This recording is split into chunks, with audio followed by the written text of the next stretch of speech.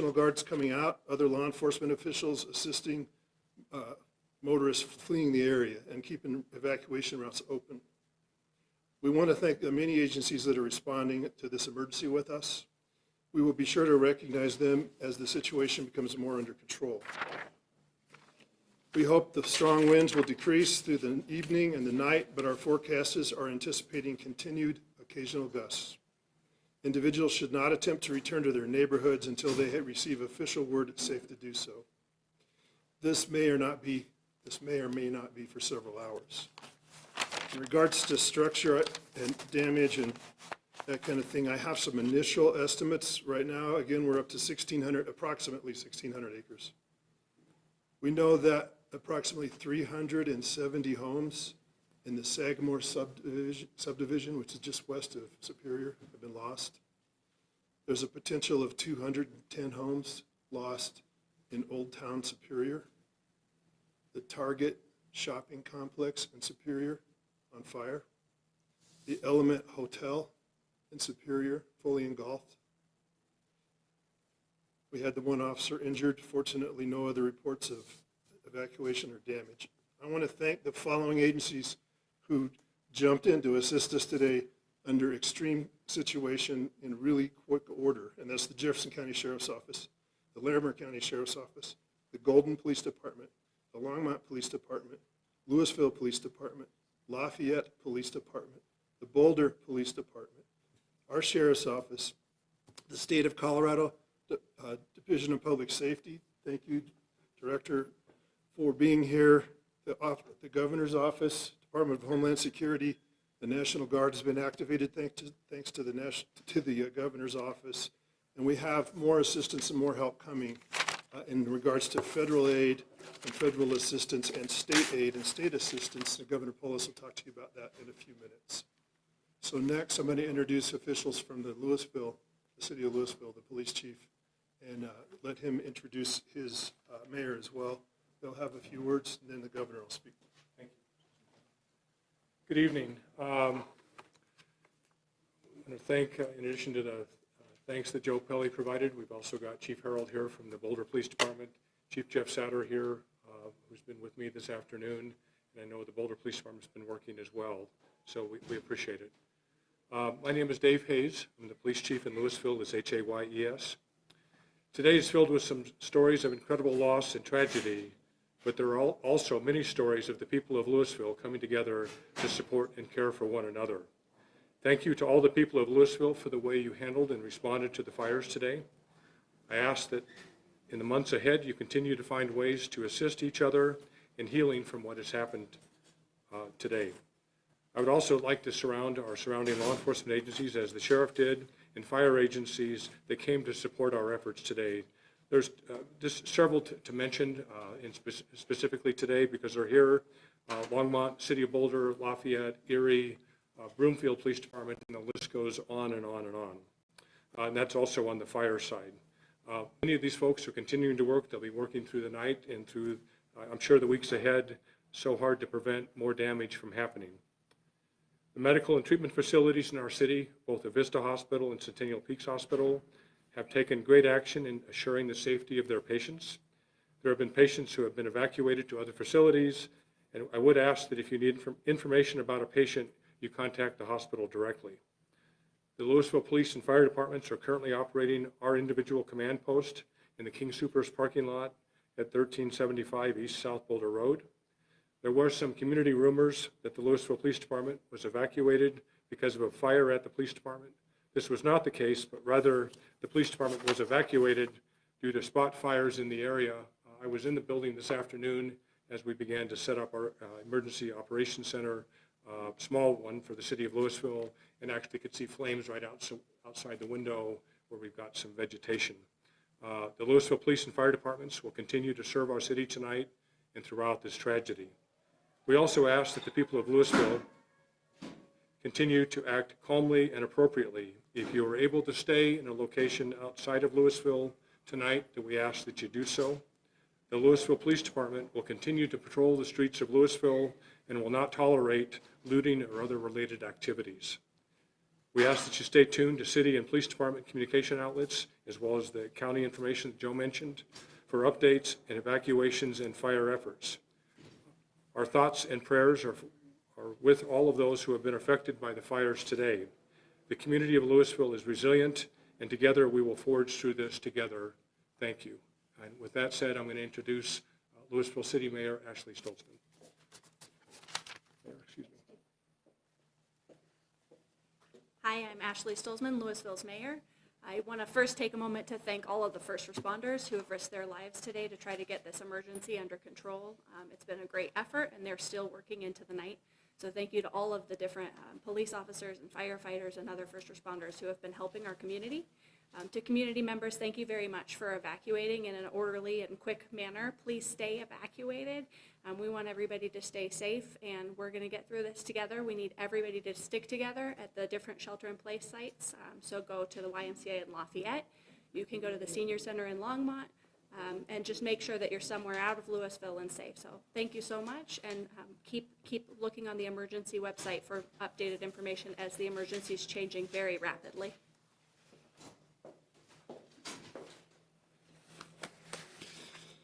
The eyes of the nation of Colorado turn to Boulder County, where 1,600 at least acre fire has destroyed hundreds of homes. Just to put this in perspective, in the summer of 2020, Colorado had the 3 largest wildfires in the history of our state, each one over 200,000 acres. That's a number. Those are huge numbers.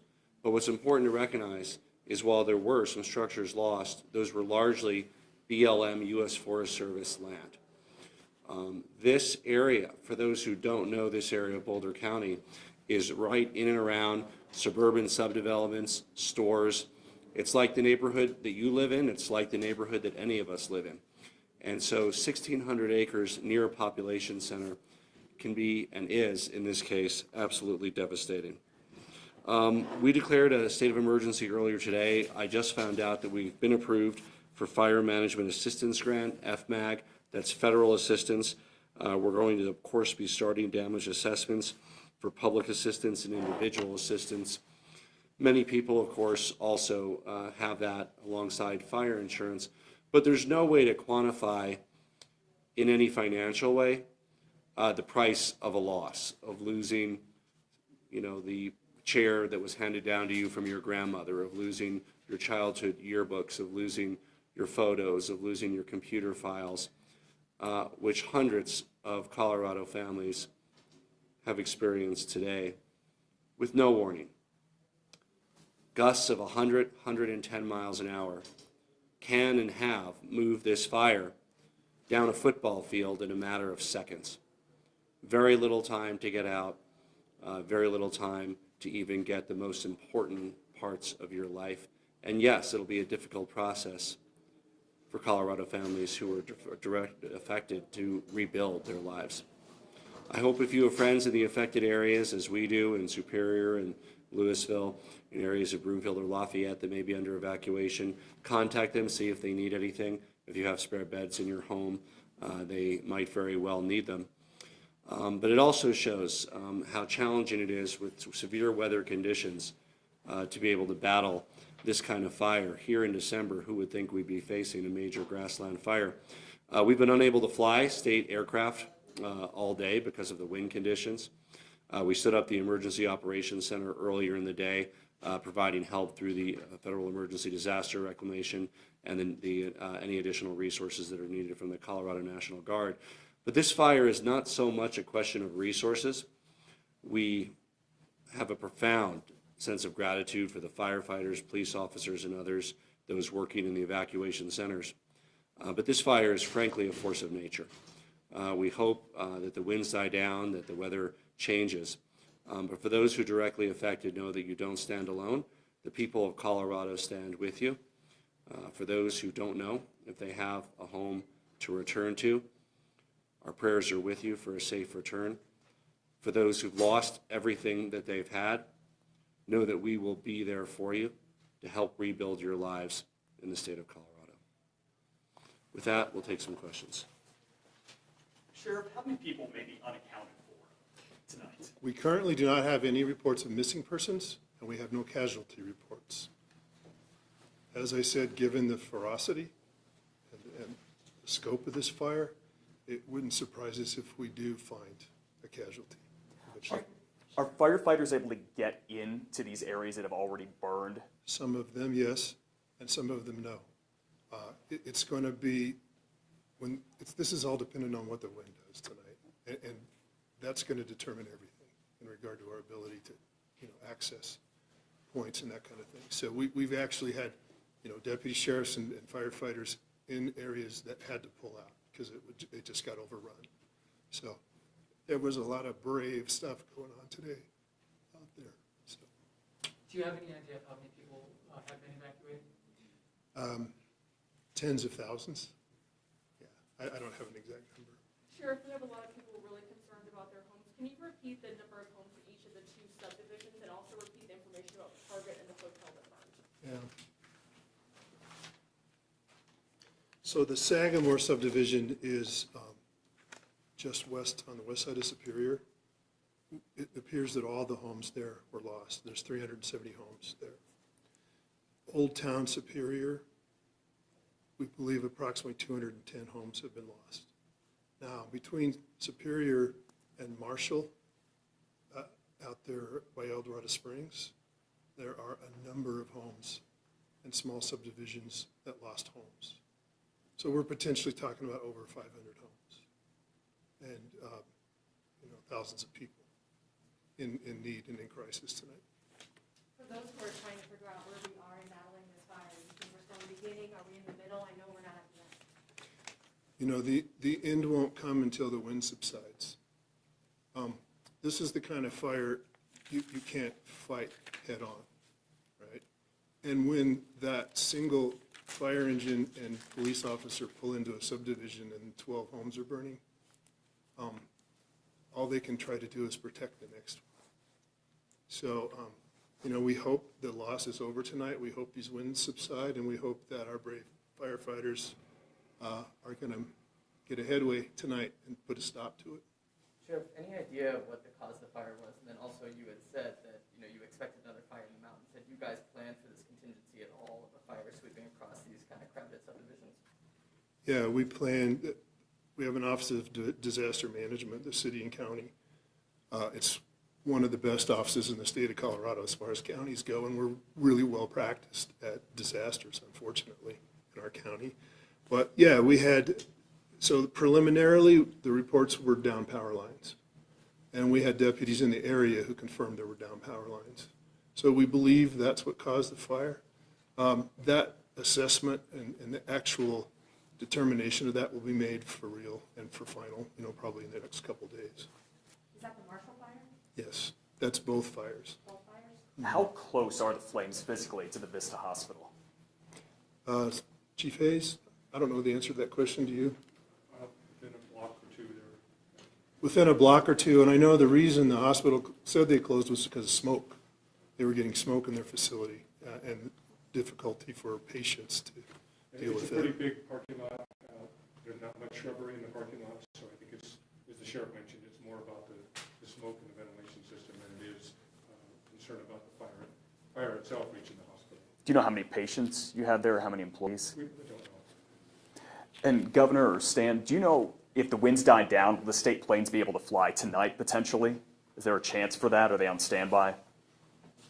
Hi there, my name's Stan Hilke, Director of Public Safety. We do have aircraft that can help fly, and they can fly at night to help map the fire and to look for other hot spots that may not be known to firefighters.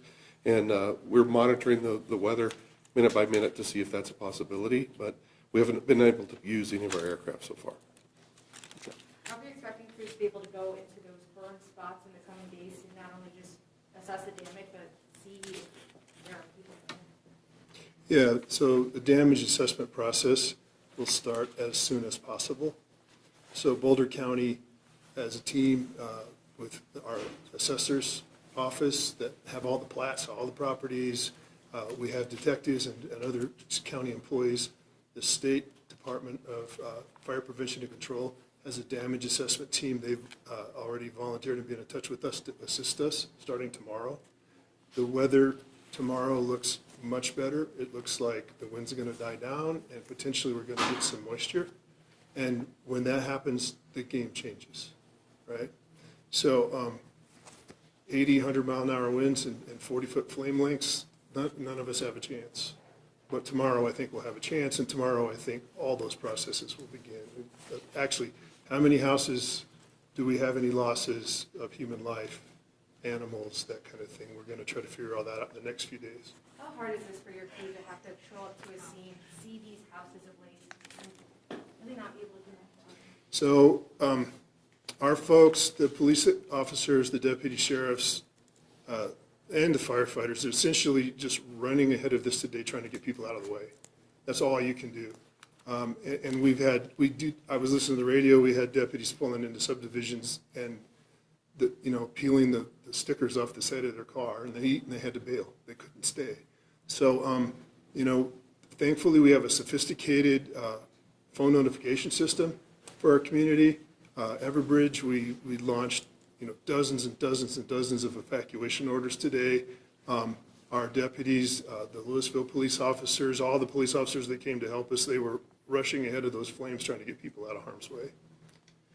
I would just add that because this is handled at the community level, some of the first responders themselves live in areas that are under evacuation orders as we speak. So without knowing the status of their own home, they are still on the front line, working all night as needed to help with evacuations and containing the fire. With so many homes under evacuation orders, it's really so many folks that are the backbone of the community that live in those homes. And our first responders might not know whether they have a home to return to, but they're still on the front lines doing everything they can to save others. Governor, do you know how many National Guard members are out here and what their main role is? Yeah, go ahead. Yeah, they're not here yet. I ordered them today. Director Hilke helped me with that order. I ordered a dozen two-person units, and they're hopefully going to be here tonight to help with the night shift work of road closures and evacuations and that kind of thing. Residents in Boulder, Lafayette, and other nearby towns are wondering if they're safe and what they should do. Do you have advice? So my advice, and just is based on the trajectory of this fire, is if you are north of the current evacuation zones, you're in pretty good shape. We've been really concerned about the speed of the fire and, issuing those evacuation orders as fast as possible to the areas that we think are impacted. So if you're not on that evacuation map, I do believe you're probably safe, but you need to be alert and aware and stay in tune. If you're in doubt, call the hotline 303-413-7730. You can also visit boulderoem.com for regular updates. Final question. Sure, you've done a lot of fires before. Can you kind of talk about the speed of this one and the difference? And then maybe Chief Hayes, since you were actually in the fire, can you describe kind of what it was like being in there while the fire was coming through and what it looked like? Yeah, as the governor said, this was consuming football field lengths of land in seconds. And my deputies and animal control officers who were trying to get a hold of horses and that kind of thing said that they've never seen anything like it. And we've had a lot of fire. So this was a horrific event.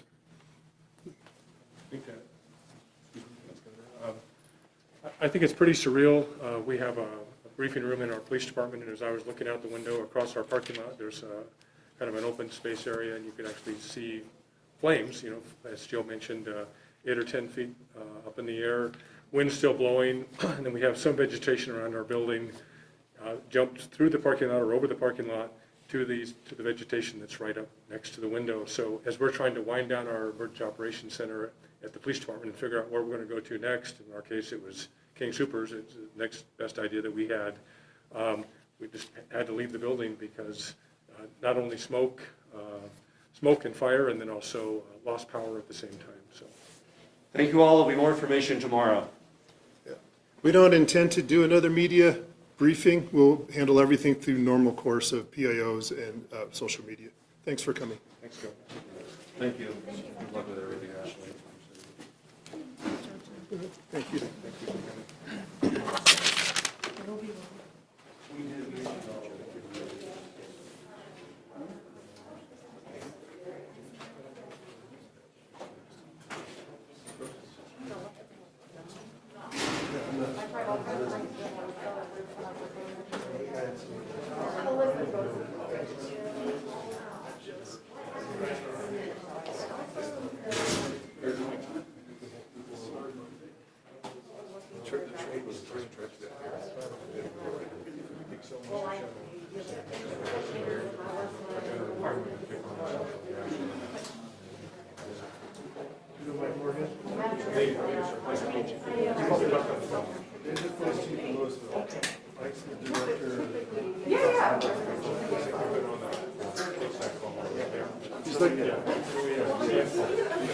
So, yeah.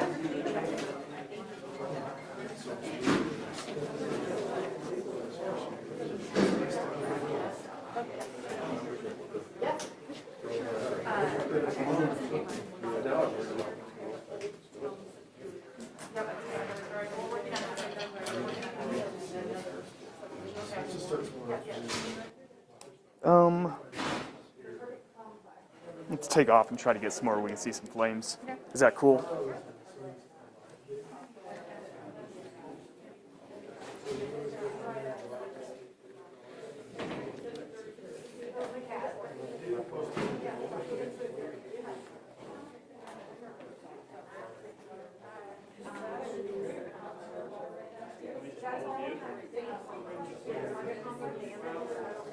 Let me go to the bathroom real quick, and I'll shut the mic off.